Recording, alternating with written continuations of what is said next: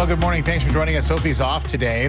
It will be a huge job sorting through all the mail that has accumulated over the nearly 2 weeks that the Canada Post lockout was happening.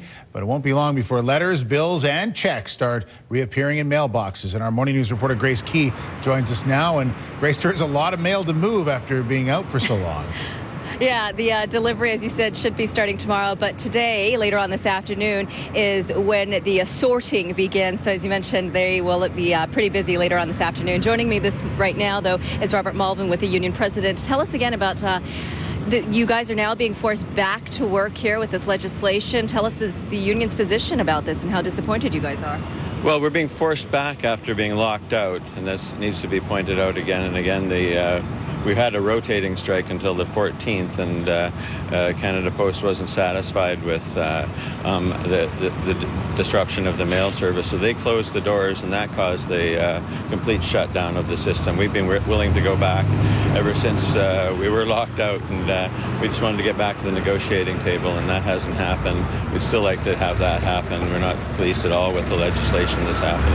We're having a rally today calling it Rally for Respect, and hopefully we'll get some numbers out here, and people can feel better about going back to work, because it's been pretty hard on people.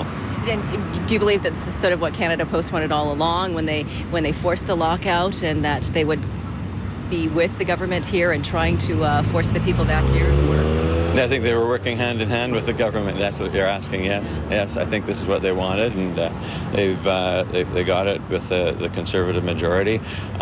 This is not the solution. The solution was going to the negotiating table, and we've been prepared to do that all along.